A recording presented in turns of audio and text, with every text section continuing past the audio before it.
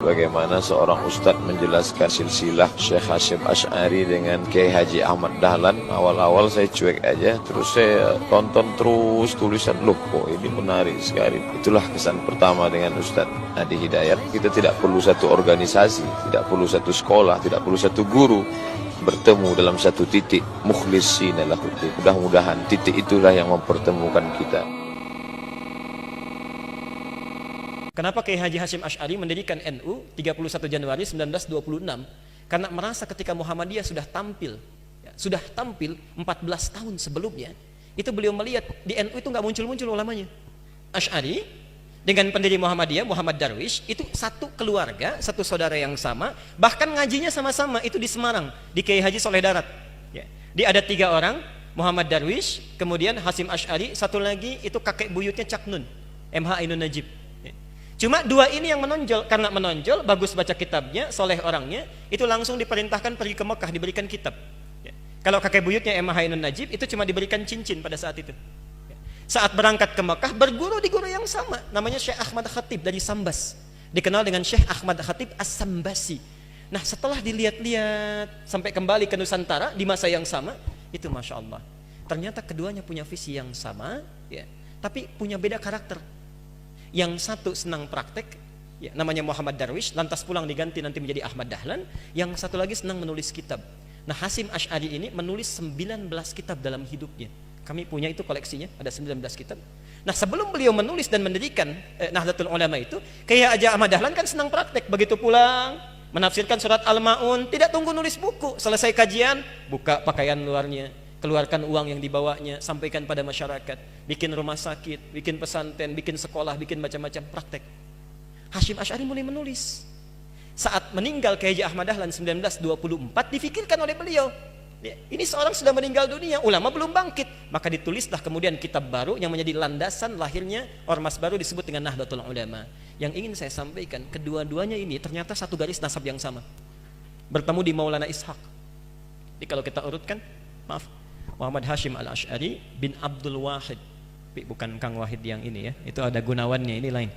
Bin Abdul Wahid bin Abdul Halim. Abdul Halim itu nama aslinya Pangeran Benawa, dikenal dengan Sultan Hadiwijaya, nama lainnya Joko Tingkir. Bin Abdullah bin Abdul Fattah bin Abdurrahman. Abdurrahman ini anaknya Sunan Giri, bukan Giri yang ini tapi.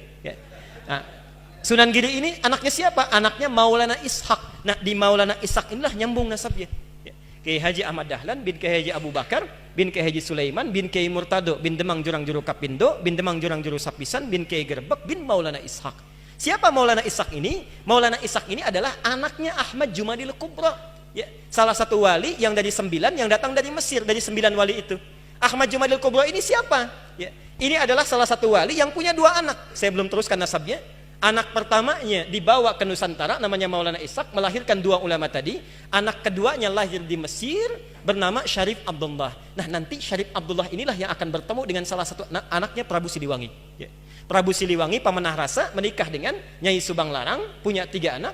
Anak pertama Walang Sungsang, lahir 1423. Anak keduanya Rara Santang, lahir 1426. Anak ketiganya Raja Sengara, lahir 1427. Nah, hajilah kemudian Walang Sungsang dan Rara Santang di Makkah bertemu dengan Syarif Abdullah.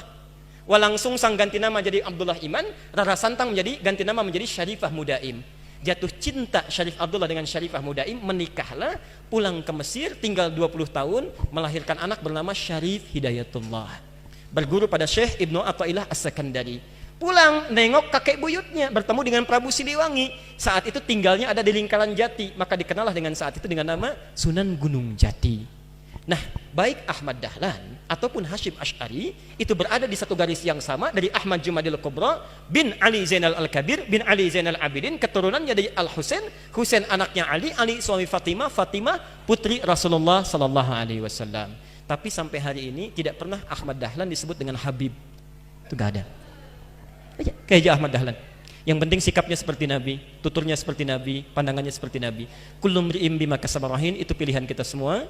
Mudah-mudahan pertemuan hari ini kita menjadi baik seluruhnya. Kita bermohon pada Allah Subhanahu wa taala seluruh para asatidzah, dai-dai, para ulama kita, terkhusus Ustaz Abdul Somad dijaga oleh Allah Subhanahu wa taala dan bisa memberikan pencerahan kepada masyarakat Indonesia khususnya tentang wawasan-wawasan keislaman yang luas yang dengan izin Allah Subhanahu wa taala itu semua bisa menghadirkan kenyamanan dalam beribadah, ketentraman bagi hubungan antar masyarakat, dan yang paling kita harapkan dengan itu semua masyarakat Indonesia akan lebih beragamis, dekat dengan Allah, bisa memaksimalkan nilai-nilai keislaman dalam kehidupan. Assalamualaikum warahmatullahi wabarakatuh.